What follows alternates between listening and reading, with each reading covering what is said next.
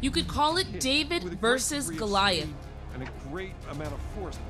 On one side, a giant media conglomerate that prints and broadcasts on a national level, ranking in millions of followers daily. The other may be one person with their smartphone or a grassroots company funding its own expenses. From the police shootings in the US to the bombings in Brussels, citizen journalists are starting to uncover stories before mass media does.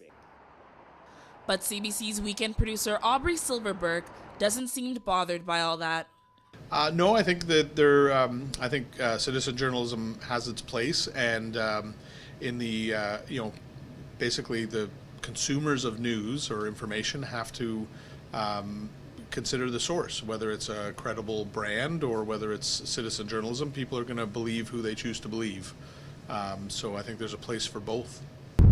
CBC may have been able to weather the storm of citizen journalists trying to expose stories, but one word still might spook the corporation: Canadaland. Canadaland is an independent podcast that has uncovered the scandals of CBC staffers from Peter Mansbridge to recently Jian Ghomeshi. The man behind it all? Jesse Brown.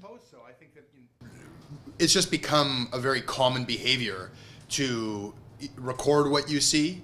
People whipping out their phones whenever they see some altercation with the cops or a natural disaster. It's become just very natural for people to editorialize or to tweet about what they're seeing. And I don't think that anybody, usually when people do that, they don't even think of themselves as a citizen journalist.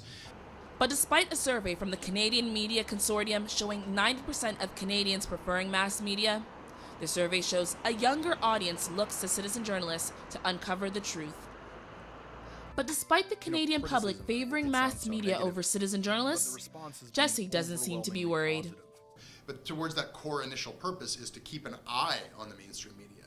I don't think any of the people who give us, on average $5 a month are doing so because they want Canadaland to, grow to the size of the CBC and replace the CBC. I think what they're saying is that it is important to have somebody who is keeping an account, who is keeping an eye on the rest of the media, and who is keeping the media honest. So that's really. I'm Rhea Pascal for Say News.